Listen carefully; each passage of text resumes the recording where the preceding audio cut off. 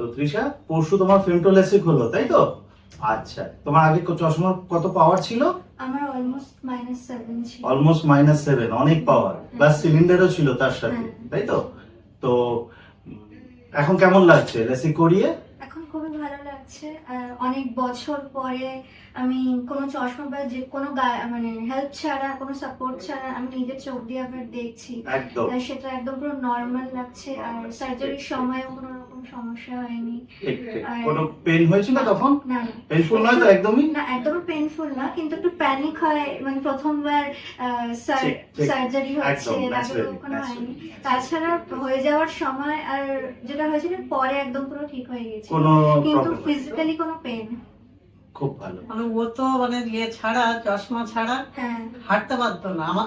আমার সঙ্গে যার সঙ্গে চলো আর হাত ধরে চলবে, চশমা ছাড়া একদম চলতে পারতো। এখন কেমন লাগছে ম্যাডাম আপনার? খুব ভালো লাগছে। ও বলছে নতুন রকম লাগছে ভাইকে দেখে। যখন ও বললো যে মা আমি পুরো খালি চোখে সব দেখতে পাচ্ছি, একদম পরিষ্কার মনে হচ্ছে যেন কত বছর পরে আমি ক্লিয়ার দেখতে পাচ্ছি, শুনে তো মানে ভীষণ ভীষণ খুশি হলাম।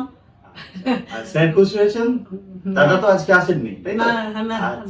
হ্যাঁ খুশি, আসতে পারেননি আজকে। আচ্ছা আচ্ছা। আর তুমি তো হোটেল ম্যানেজমেন্ট পড়ছো তাই তো ব্যাঙ্গালোরে? The best for your career and life. হ্যাঁ হ্যাঁ, আপনাদের অনেক অনেক ধন্যবাদ। আপনারা আমার মেয়েটার চোখটা একদম ফিরিয়ে দিলেন। Thank you. এটা যেন দীর্ঘস্থায়ী একদম, এটা পার্মানেন্ট। একদম এই পাওয়ারটা সারা জীবনের জন্য চলে গেল, হোল লাইফের জন্য চলে গেল, আর কখনোই এই পাওয়ার ফিরে আসবে না। তাহলে আমাদের আর কোনো মানে দুঃখ থাকবে না, মেয়েকে নিয়ে আর কোনো চিন্তা থাকবে না। একদম একদম।